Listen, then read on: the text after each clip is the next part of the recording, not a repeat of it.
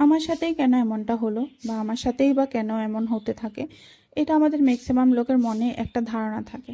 জানো তো, যাই হয় সব কিছু ভালোর জন্যই হয়। আমি তো তাই মানি, কারণ আমি সবসময় এই জিনিসটা প্রমাণ পেয়েছি যে আমার সাথে যখনই কিছু খারাপ হয়েছে তার পেছনে কিছু না কিছু ভালো লুকিয়েই ছিল।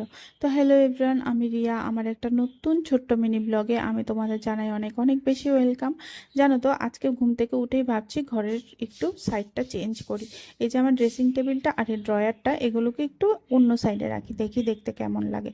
তো চলো আমি তোমাদের সাথে একটা ছোট্ট গল্প শেয়ার করি। কয়েকদিন আগে আমার একটা হয়েছে, যেটা হয়েছে আমার গোল ব্লাডারে স্টোন হয়ে গেছিল। যাই হোক, আমি একজন স্টাফ নার্স, তবুও আমার মনে খুব বেশি ভয় লাগছিল যে আমার সঙ্গেই কেন এমনটা হলো।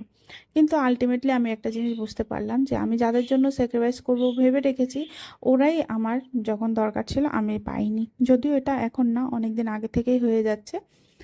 তো আমি আর গভীরে যেতে চাইছি না। তো চলো আমি তোমাদের সাথে একটা গল্প শেয়ার করি। আমার যখন গোলব্লাডার স্টোনটা হয়েছিল, আমি মনে মনে অনেক বেশি ভয় পেয়ে গেছিলাম। টাকা পয়সা, এরপর আমার স্বাস্থ্য, আমার ছোট্ট মেয়েটাকে নিয়ে সব কিছু নিয়ে আমি অনেক বেশি ভয় পেয়ে গেছিলাম যে কি করে কি সামলাবো। কিন্তু জানো তো, আমার মতো ফ্যামিলি যাদের কাছে আছে, ওদের কোনোদিনও ভাবনা চিন্তা করতে হয় না। যাই বিপদ হোক, যাই কিছু হোক, ঠিক তোমাকে টেনে তুলে নিয়ে নেবে। যেমন আমার মা, বাবা, দাদা, দিদি, মাসি, আমার ছোট্ট বোন, সবাই মিলে ঠিক আমাকে টেনে তুলে নিয়েছে। সাথে আমার হাজবেন্ডও আছে, আর কয়েকজন হাতে গোনা আমার ফ্রেন্ড, যারা দূরে থেকেও আমাকে মানসিকভাবে অনেক বেশি সান্ত্বনা দিয়ে গেছে। আর আমার কিছু কলিগরা, যারা এত ভালো, যাদের কথা না বললেই নয়। আর আমার কিছু